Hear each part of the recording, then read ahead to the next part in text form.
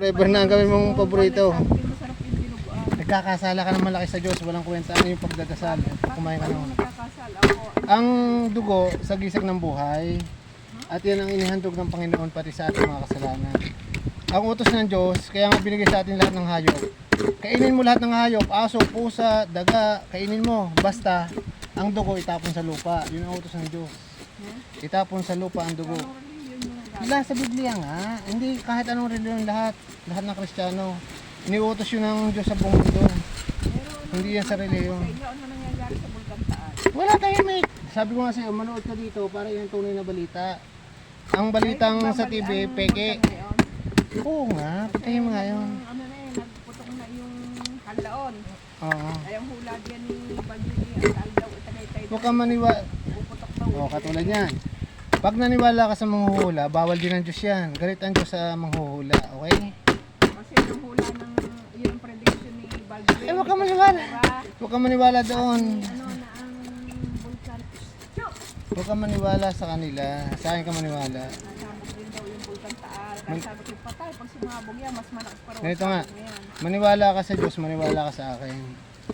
Ang sinasabi ko yung nakasulat sa Biblia. Oo. Eh, yung ano, yung nakita mo langit inumumula. Natural lang yan. Dahil ng araw. Madaling araw.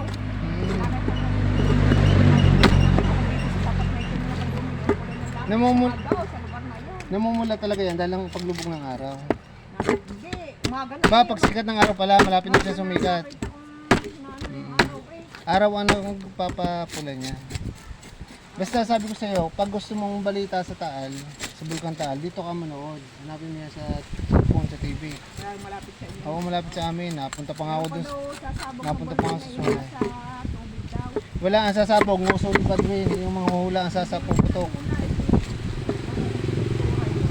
May bulkan pa sasabog, magsasabay-sabay na raw. Hindi sabay-sabay, iba-iba yan. Ang Diyos, Ano raw yung bulkan, ano, mga aktibidad ng mga bulkan huwag Taal. kang maniwala dyan. Yung bulkan Bicol, yung Ganaw na yun, Pinatuto, yung bulkan na nabubuhay ulit. Kaya naputok ang bulkan, pinapakita ng Diyos ang kanyang galit. Ibabala ng Diyos sa mga tao na kayo magpakabait, kayo magbago na sumunod kayo sa utos. Ang utos ng yung pagkain ng dugo, nakasaad yung sa ibigin mo ang Diyos na higit sa lahat. Di kayo ang unang utos. Ang higit sa lahat nga eh. Ibigin mo ang Diyos kaysa sa tao. Eh siya, baguhin mo na yan. Pag binago mo yan, matutuwa siya ang Diyos. Lalakas ang katawan mo, hindi ka nasakitin. Sabihin mo sa mga anak mo, sa asawa mo. Bibigyan kita ng Bible nga pala, wala ka palang Bible. Hindi nagbabible. Eh magbasa ka. Hindi pwedeng wala, matanda ka na tayo. Eh lahat nga ng tao sa buong. Alam mo te, ang Biblia isa yan sa buong mundo, isa. Baybayan ko lang dyan nga yung Bulkan Taal. Wala ka. Tama may makasabog. Huwag kang mata- Malilitikan pa. Huwag kang matakot sa bulkan, mabait ang Diyos. Hindi pwedeng kapuputok lang, puputok ulit. Sabi yun daw po sasabog. Sasabog talaga yan, matagal, patay na tayong lahat. 70 taon. Sabog ko uli yan. Magbilang ka ng 70 taon.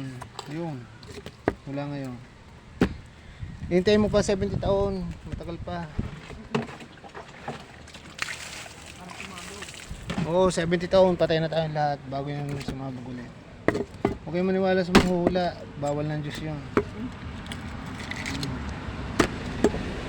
Kaya nga hindi yan tinuturo ng mistika ng mga parang Katoliko.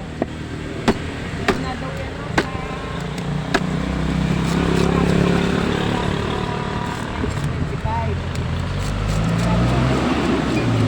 Pangyayari. Lahat. Nahuhulaan daw, yun daw, alin daw ang pinakamagaling na simbahan, may nagtatanong. Ang payo ko sa'yo, Alin daw ang magaling na relihiyon na pwede nilang sapian kasi mag-a-anti-Kristo raw. Nag-uumpisa na raw yung anti-Kristo. si Kibuloy, isa sa ano yan, isa sa Antikristo. Daw, yun daw yung nag-uumpisa na. Sa bula ang propeta. Kaya yung ano, pag daw ko naniwala dyan, bibigyan ka daw ng pera. Mamumod mo daw ng pera yun, malaki daw halaga. Para lang sumapi ka sa kanila, Ay. dadating daw yung anti-Kristo. Tapos yung daw sa simbahan, mag-aaway-away daw yan.